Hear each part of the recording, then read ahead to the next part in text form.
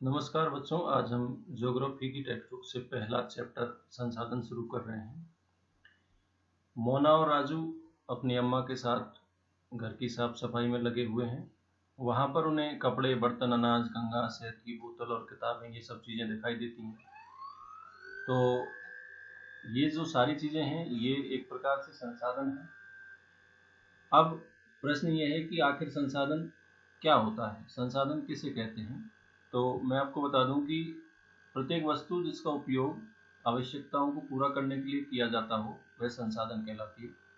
यहाँ पहले पैराग्राफ में अंतिम पंक्ति देख सकते हैं। प्रत्येक वस्तु जिसका उपयोग आवश्यकताओं को पूरा करने के लिए किया जा सकता है, वह संसाधन कहलाती है। हमारे आसपास भी कई तरह के संसाधन हमें दिखाई देते हैं। इनको हम आसानी से पहचान भी सकते हैं। जैसे आप जो पानी पीते हैं, घरों में जिस बिजली का इस्तेमाल करते हैं, स्कूल से घर जाने के लिए आप किसी साधन का इस्तेमाल करते हैं, वाहन का इस्तेमाल करते हैं, पढ़ाई के लिए किताबों का इस्तेमाल करते हैं, ये सभी संसाधन हैं। आपके घर पे जो आपके लिए नाश्ता तैयार किया जाता है, जिन सब्जियों का उसमें उपयोग किया गया है, वे भी एक प्रकार के संसाधन हैं। अब ये जो संसाधन है, इनको हम आसानी से पहचान सकते हैं। यहाँ पर आप कुछ संसाधनों की एक सूची बना सकते हैं, जो आप घर पे काम में लेते हैं या विद्यालय में काम में लेते हैं। तो कोई भी 5 संसाधनों की आप लिस्ट यहाँ पर तैयार कर सकते हैं। अब जो भी वस्तुएं आपके द्वारा जो उपयोग की गई हैं, वो सभी वस्तुएं आपके लिए उपयोगी हैं। बहुत साफ सी बात है। पानी है, बिजली है, रिक्शा, बस, मोटरसाइकिल, साइकिल, सब्जियां, पाठ्यपुस्तक, ये सभी एक ही जैसी उपयोगिता वाली चीजें हैं। ये इनका हमने सभी का इस्तेमाल किया, इसलिए हमारे लिए उपयोगी है। तो एक वस्तु अथवा पदार्थ की उपयोगिता अथवा प्रयोजकता उसको एक संसाधन बनाती है।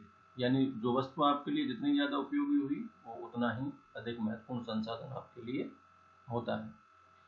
अब कोई वस्तु संसाधन कैसे बनती है?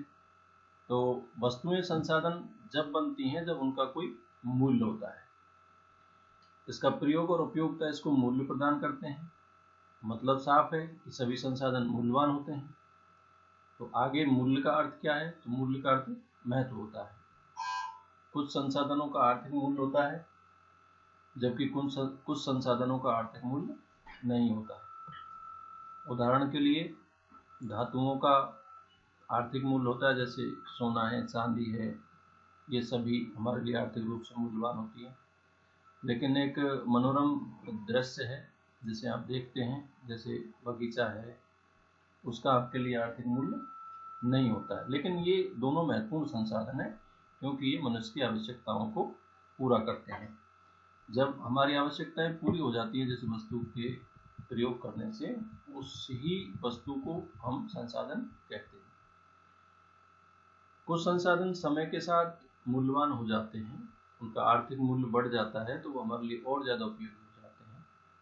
और जब आप ऐसी वस्तुओं का इस्तेमाल करते हैं जो समय के साथ धीरे धीरे आपके लिए आर्थिक रूप से मूल्यवान हो जाती हैं, तो वो संसाधन आपके लिए और भी ज़्यादा उपयोगी होते हैं।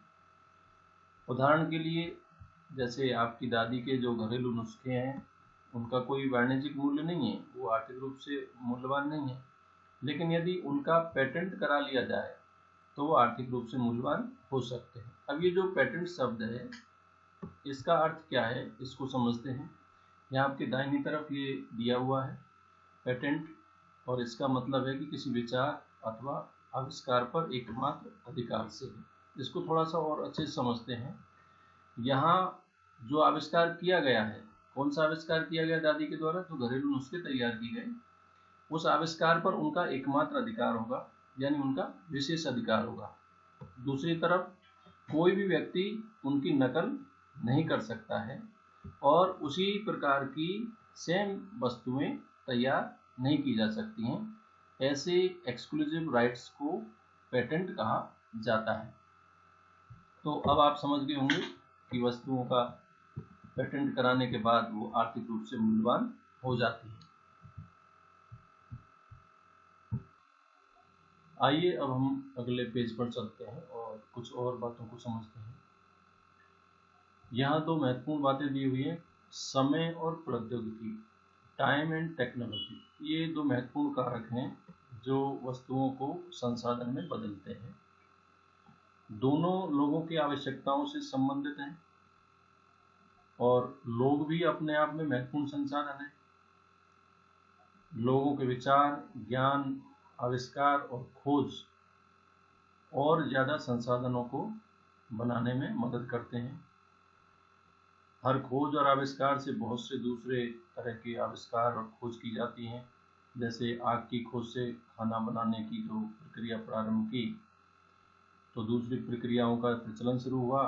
साथ में पहिए के आविष्कार से परिवहन की नवीनतम विधियां विकसित हुई। जल विद्युत बनाने के लिए टेक्नोलॉजी ने तेजी से बहते हुए जल को एनर्जी में कन्वर्ट करना प्रारंभ किया और उसको एक महत्वपूर्ण संसाधन बना दिया। यहाँ पर जो प्रौद्योगिकी शब्द दिया है, इसका अर्थ भी समझना आवश्यक है। आप अपनी बाईं तरफ पेज पर देख रहे होंगे, यहाँ प्रौद्योगिकी शब्द दिया है जिसको अंग्रेजी में आप टेक्नोलॉजी कहते हैं।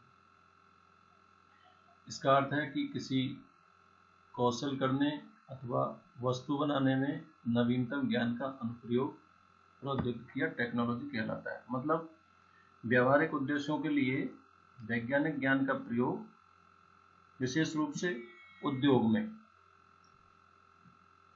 प्रौद्योगिकी कहलाता है। तो इसका मतलब ये हुआ कि जो साइंटिफिक नॉलेज है उसका जब इस्तेमाल किया जाता है किसी नए कार्य को करने के लिए, तो वो जो साइंटिफिक नॉलेज है उसका इस्तेमाल ही प्रौद्योगिकी कहलाता है। तो समय के साथ साथ टेक्नोलॉजी का जब इस्तेमाल किया जाता है तो वस्तुएं अधिक मूल्यवान बन जाती हैं, अधिक उपयोगी हो जाती हैं और हमारी आवश्यकताओं को वो पूरा करती हैं, इसलिए वो संसाधनों में परिवर्तित हो जाती हैं। आइए अब हम एक एक्टिविटी को समझते हैं। यहाँ अम्मा की एक सूची दी हुई है और इस सूची में से आपको गोला लगाना है जिनका अभी तक भी कोई कमर्शियल वाणिज्यिक मूल्य नहीं है। तो आप नीचे देख रहे हैं एक सूची दी हुई है और इस सूची में कई सारे संसाधनों के बारे में लिखा है, लेकिन किसका कमर्शियल मूल्य है किसका नहीं है ये हमको छांटना है। तो देखिए मैं आपको बताता हूँ कि जैसे सूती वस्त्र हैं, लोह अयस्क हैं, औषधीय पौधे हैं, कोयला निक्षेप है, कृषि भूमि है, ये जो सब चीज़ें हैं इनका अभी कमर्शियल मूल्य है। सूती वस्त्र, लोह अयस्क, औषधीय पौधे, कोयला के निक्षेप, कृषि के लिए उपयुक्त भूमि, ये सब कमर्शियल मूल्य वाले संसाधन कहलाते हैं। इनके अलावा जितने भी इसमें दिए हुए हैं, जैसे मित्रों परिवारों से स्नेह है, दादी माँ के घरेलू नुस्खे हैं, अच्छा संगीत है, संसाधन परिपूर्णता, अच्छा मौसम है, लोकगीत हैं, पर्यावरण, शुद्ध पर्यावरण, मनोरम दृश्य है, ये सब है तो संसाधन ही, लेकिन इनका कमर्शियल मूल्य नहीं है। कमर्शियल मूल्य का तात्पर्य है जिनका आर्थिक मूल्य नहीं है। They resources which do not have the commercial value. तो यहाँ पर इस प्रकार से आपने अम्मा की सूची के माध्यम से समझा कि कौन कौन से संसाधन हैं जो अभी भी संसाधन तो हैं लेकिन वो आर्थिक रूप से बहुत ज़्यादा मूल्यवान नहीं है।